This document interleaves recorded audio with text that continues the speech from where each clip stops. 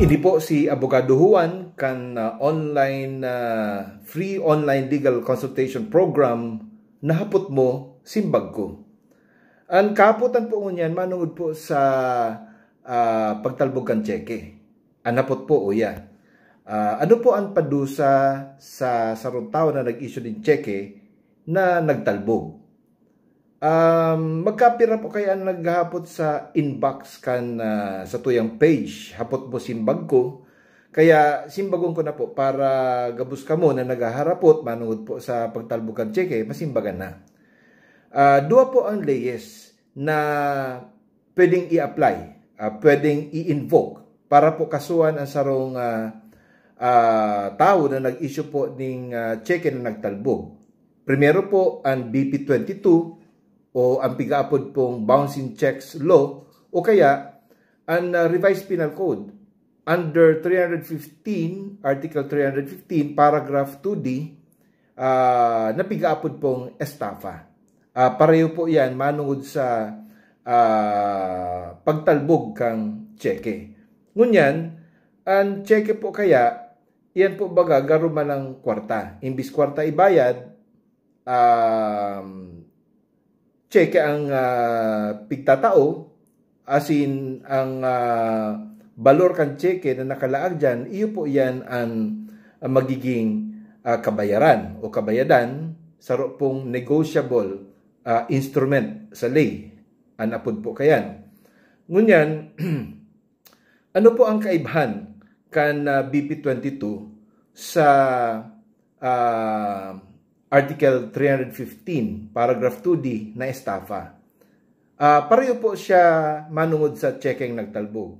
A person who draws, makes, or issues a check on account or for value. Anong bot sabihin po kang on account? Ang on account po, on credit, kabayadan po sa sarong pagkakautang, o kaya for value, bayad po sa sarong produkto, karibay kan sa imong tseke. Asin, sa BP22 po, kaipuan igwang prior obligation. May obligasyon na dapat magbayad sa sarong utang o kaya bayadan ang sarong pong produkto, knowing that the check is not sufficiently funded. Ano po? Iyo po yan ang pigaapod na BP22, tapos nagtalbog, na dishonor, tapos na-notify po itong nag-issue kang tseke para po makumpleto ang pigaapod na elements of the crime. Takumayo po ning notice of dishonor na kung saan pigtatawan pa po nin 5 aldaw ang sarong nag-issue kang tseke para po mapunduhan niya yan, para di po siya makasuhan ng BP22. Iyo po yan ang mga sirkumstansya. Sa madaling sabi, ang BP22 saro pong simpleng pagkakautang. Pero pwede po nindong haputon ako na sabi baga sa Constitution na nasambitan ko na po ni kan nakaaging mga simbag sapot, na under Article 3, Section 20 of the Constitution, 1987 Constitution, Bill of Rights, no person shall be imprisoned for debt. So kung ang BP22 simpleng pagkakautang, tano po takaipuan igwang penalidad? Why is it categorized as a penal law na kung saan igwang penalidad? Ang penalidad po baga sa BP22, 1 month and 1 day up to 1 year of arresto mayor. Tano ta igwa kayan? And or fine. Sabi nga din po kang Supreme Court, kang year 2000, sa paagi po kang sarong Supreme Court Administrative Circular 12-2000, ding gayo dapat pagpara apply ang pagpreso or imprisonment sa violation of BP22. As in, hindi po pig-clarify manggirari kang Supreme Court na di man talaga pig-decriminalize ang BP22 sa saro panindang administrative circular kang 2001, ito pong 13-2001, na kung saan pigdi-discourage lang kang Korte Suprema ang pagpataw nin penalidad na imprisonment o pagkakapreso, kung pwede daakuta, fine lang ang penalidad sa BP 22. Pero di man talaga siya pigde-decriminalize because BP 22 is a penal law. Ano po?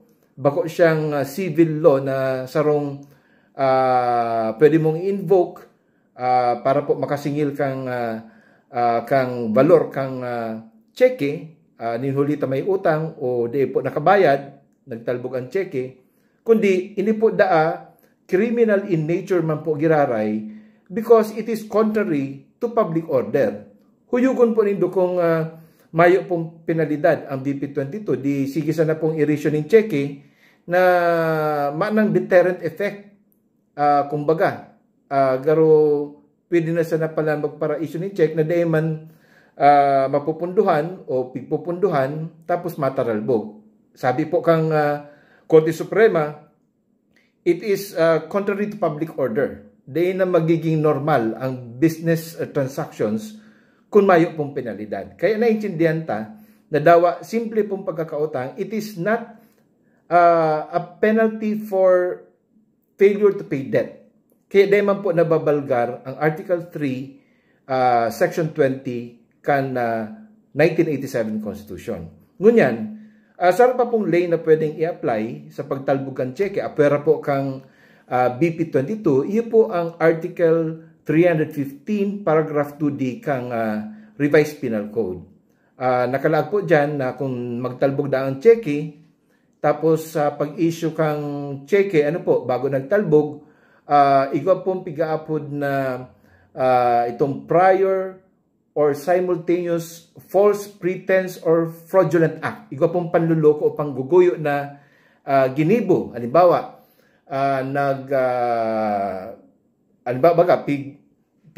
kung biserta ka na mag-invest ng, halimbawa, 1 million pesos, tapos nag-issue ako sa emo ng 1.5 million pesos na ma-due within 30 days. Pero araw ko man na di man talaga yan mapupunduhan para matawan mo lang ko ng kwarta. Ito ba ang pigaapod na garo investment scam, igwa na pong deceit, igwa ng fraudulent act, igwa ng false pretense. Bako na po yan BP 22. Bako na lang yan simpleng pagbayad sa sarong prior or existing obligation o pagkakautang, kundi saro na po siyang panlalamang. Ano po? Kaya, iyo po yan ang kaibahan. Kang BP 22, ang BP 22, simpleng pagkakautang, although punishable because it is contrary to public order and therefore, it is in the nature of a penal law, o kaya, Article 315, Paragraph 2D, kan Revised Penal Code, na kung saan, igwa pong attendant circumstance of false pretense or fraudulent act, pangguguyo o panluloko, para po makabutas yung kwarta sa tao, pag-issuean mo ng cheque, yan po malaog sa Article 315, Paragraph 2D, na kung saan masalangkaw po ang penalidad. Ang penalidad po dyan may range from arresto menor, 1 to 30 days, and up to reclusion temporal, 12 years and 1 day, up to 20 years. Ano po? So, iyo po yan, ang choices mo. Kung ikaw po na biktima ng sarong tao na nag-issue po ng nagtalbog na cheque, BP 22 o kaya Article 315, Paragraph 2D of the Revised Penal Code. Ini po si Abogado Juan. Pag tama-tama, pag sala, sala.